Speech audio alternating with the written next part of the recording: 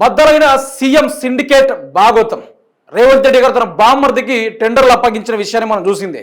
ఏనైని coal back tender గురించి హరీష్ రావు గారు power point presentation తోటి కూర్చొని ప్రెస్ మీట్ పెట్టారో అప్పటి నుంచి వాళ్ళు రకరకాలుగా సిట్ కమిషన్ వేసిన విషయాలు మనం చూసింది. కానీ ఎన్ని విధాలు ఏం చేసినా హరీష్ రావు మరో నాయకుడిగా, హరీష్ రావు గారు మరో వీళ్ళ భాగోతాలను బయట పెట్టే నాయకుడిగా ముందుకు కదులుతా ఉన్నాడు. మరి రేవంత్ రెడ్డి ప్రతిదీ వాళ్ళ చుట్టుపక్కల ఉన్న దొంగలకు కావచ్చు, చుట్టుపక్కల ఉన్న సలహాదారులకు కావచ్చు, లేకుంటే వాళ్ళ బామర్ది ముఖంలో సంతోషం చూడడానికి కావచ్చు, తెలంగాణ యొక్క సంపదను తాకట్టు పెట్టే విధంగా చేస్తా ఉన్నారు.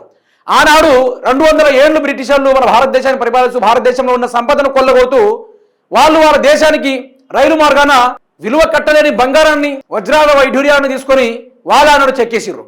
కానీ ఈ రోజు మనోళ్లే రాజకీయం అనే పేరుతోటి మన వ్యవస్థని, మన తెలంగాణ రాష్ట్రాన్ని అభివృద్ధి చేయాల్సింది పోయి వాళ్ళు కొన్ని వేల కోట్ల రూపాయలు దోచుకొని తింటా ఉన్నారు. ఆ విషయాన్ని ఒక్కసారి మీరే చూడండి మిత్రులారా. సైట్ విజిట్ మాటున సిండికేట్ దందా, సింగరేణి టెండర్లతో దోపిడి గుట్టు బట్టబయలు, 2 ఏళ్లుగా ప్లస్ టెండర్లతో దర్జాగా ప్రజాధనం లూటి, నచ్చిన కాంట్రాక్టర్లకు అప్పగించేందుకు చక్రం తిప్పిన పెద్దలు. అందుకే శ్రీరాంపూర్ ఓసి 2 టెండర్లు 7 సార్లు వాయిదా, సైట్ విజిట్ సర్టిఫికేషన్ ను అడ్డు పెట్టుకుని కథ నడిపిన రింగ్, పలుమార్లు 70 నుంచి 10% ఎక్కువగా కోట్ చేసిన గుత్తేదారులు, సైట్ విజిట్ మీద బీఆర్ఎస్ పోరాటంతో దిగి వచ్చిన ప్రభుత్వం, ప్రతిపక్షం ఒత్తిడితో పారదర్శకంగా ఓసి 2 ఫైనాన్షియల్ బీడ్, చివరికి 12% తక్కువకు కాంట్రాక్టు దక్కించుకున్న సుసి. మరి 2 ఏళ్లుగా అధిక ధరకు కట్టబెట్టిన టెండర్ల సంగతి ఏంటి? బద్దలైన సీఎం బామర్ది సిండికేట్, బీఆర్ఎస్ పోరాటంతో సింగరేణిలో సిసలైన పోటీ, అందుకే 12% తక్కువకు దిగొచ్చిన బిడ్డింగ్. మున్ముందు పారదర్శకంగా టెండర్లు నిర్వహించాలి, సైట్ విజిట్ విధానాన్ని రద్దు చేయాలి హరీష్ రావు గారు. అయితే ఈ సింగరేణి బొగ్గు ఏదైతే ఉందో సెంట్రల్కు స్టేట్కు కొంత పర్సెంటేజ్ ఉంటుంది. మన తెలంగాణకు వచ్చేసరికి ఏమో తెలంగాణ రాష్ట్రానికి 49% ఉంటే కేంద్రానికి 51% ఉంటుంది. అయితే వీళ్ళిద్దరు కలిసి ఓ ఒప్పందానికి వచ్చి ఈ బొగ్గుని సపోజ్ ఇప్పుడు ఒక టన్ అనుకోండి, ఒక టన్ను 4,000కి అయితే వీళ్ళు వేరే రాష్ట్రాలకు 7 నుంచి 8,000కి అమ్ముకునే ప్రయత్నం చేశారు. అయితే ఇది చాలా విలువైన కోల్ అని చెప్పుకోవచ్చు, నల్ల బంగారం అని చెప్పుకోవచ్చు. ఈ నల్ల బంగారం కోసం దేశ రాష్ట్రాలంతా పోటీ పడి కొనుక్కునే కార్యక్రమాలు చేస్తూ ఉంటారు, టెండర్లు వేస్తూ ఉంటారు. అయితే దీన్ని వీళ్ళు ఏం చేశారు, మరి విలువైంది కదా మేము రేట్లు పెంచుతామని 8,000 దాకా వీళ్ళు పెంచారు.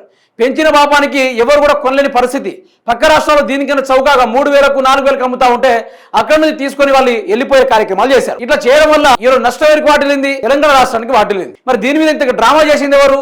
రేవంత్ రెడ్డి యొక్క బామర్ది. ఇద్దరు కలిసి డ్రామా ఆడాలి. అదేవిధంగా యూనియన్ కోల్ మినిస్టర్ అయినున్న మన కిషన్ రెడ్డి గారు కూడా వీళ్ళు ముగ్గురు ఏకమయ్యి ఒక కమిటీని ఏర్పాటు చేసి ముగ్గురు గుసగుసలు పెట్టుకొని ఆ యొక్క సింగరేణి సంపదను మొత్తం కుల్లగొట్టే కార్యక్రమం చేస్తే అందులో హరీష్ రావు గారు దిగారు. ఆ యొక్క భాగవతాలంతా బయట పెట్టారు. సైట్ విజిట్ ని తీసివేశారు. సైట్ అంటే టెండర్ల కోసం వస్తారు, ఆ బొగ్గును చూస్తారు ఎవరైనా. ఇప్పుడు మనం ఏదైనా కొనాలనుకుంటే ఫస్ట్ చూడడానికి పెట్టాలి కదా, డెమో పీస్ లాంటిది.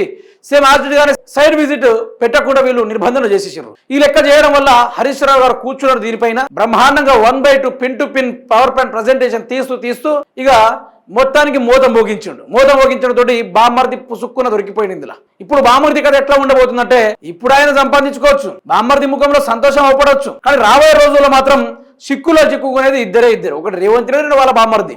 రండే